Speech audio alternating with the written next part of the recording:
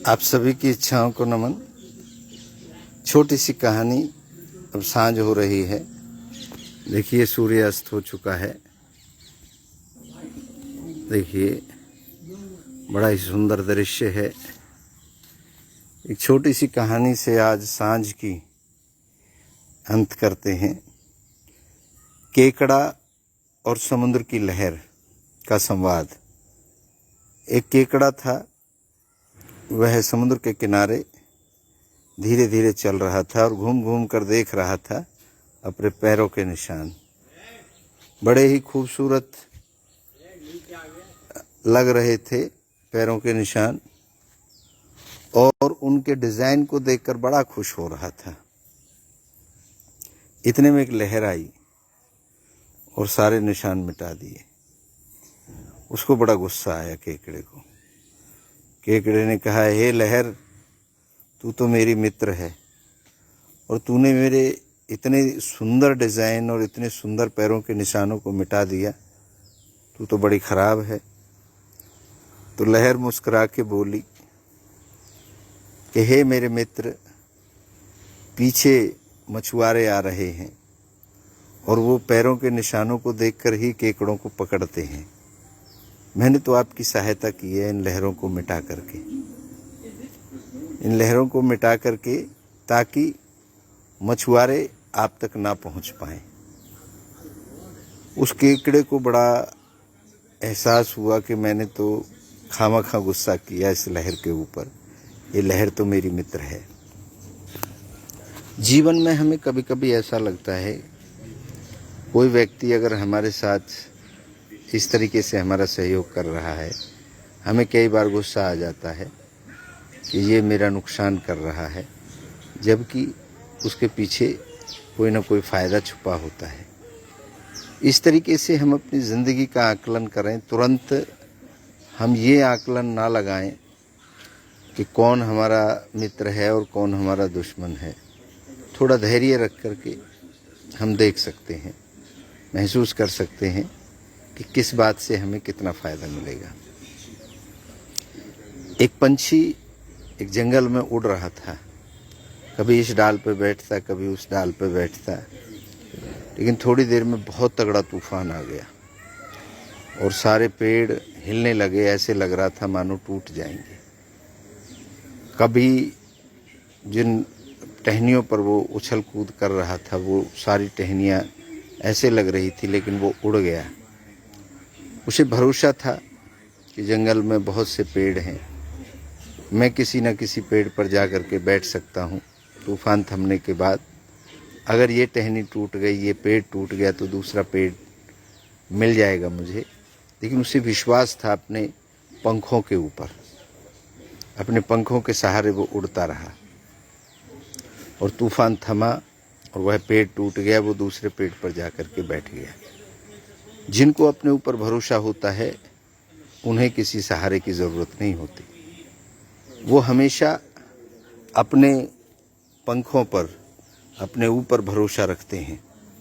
सहारे तो आते जाते रहते हैं ज़िंदगी में। सहारों पे जो भरोसा करते हैं वो हमेशा दुखी रहते हैं, और जो अपने ऊपर भरोसा करते हैं उन्हें कोई कभी दुखी नहीं कर सकता। ये छोटी सी कहानी हमें ये प्रेरणा देती है, हमें हमेशा अपने ऊपर भरोसा रखना चाहिए, अपनी इच्छा पर भरोसा रखना चाहिए, अपनी ताकत पर भरोसा रखना चाहिए, अपने ऊपर विश्वास रखना चाहिए।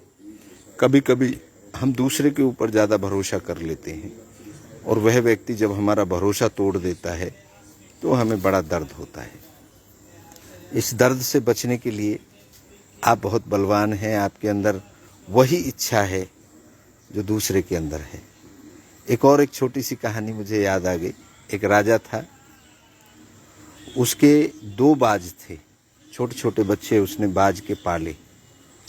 एक बाज धीरे धीरे जब दोनों बड़े होने लगे तो एक बाज तो बहुत ऊंचा उड़ता था, आकाश को छूता था, लेकिन दूसरा बाज थोड़ा उड़ता था और आकर के एक पेड़ की टहनी पर बैठ जाता था। उसे बड़ा दर्द होता था कि ये मैंने दोनों को एक जैसा खाना खिलाया, एक जैसा पाला, एक जैसी ट्रेनिंग दी, लेकिन एक बाज तो आसमान छूता है और दूसरा बाज ज़्यादा ऊंचा नहीं उड़ पाता। तो उसने बड़े बड़े बाज के ट्रेनर बुलाए, लेकिन किसी से भी वो बाज ज़्यादा ऊंचा नहीं उड़ पाया, खूब जोर लगाए। तो फिर एक ऐसे ही घूमते घामते एक संत वहाँ आए। तो राजा ने संत को अपनी पीड़ा सुनाई कि महाराज मुझे एक पीड़ा है, वो ये पीड़ा है कि मैंने इन दोनों बाजों को एक जैसी ट्रेनिंग दी, एक जैसा खाना दिया, एक जैसा प्रेम करता हूँ, लेकिन एक बाज तो आसमान छूता है, दूसरा बाज वहाँ थोड़ा सा ऊंचा उड़ता है और फिर आकर के वहाँ पेड़ पर बैठ जाता है। तो महात्मा तो बड़ी गहन चिंतन करते हैं। उन्होंने कहा ठीक है महाराज, मेरे सामने एक बार उड़ाओ।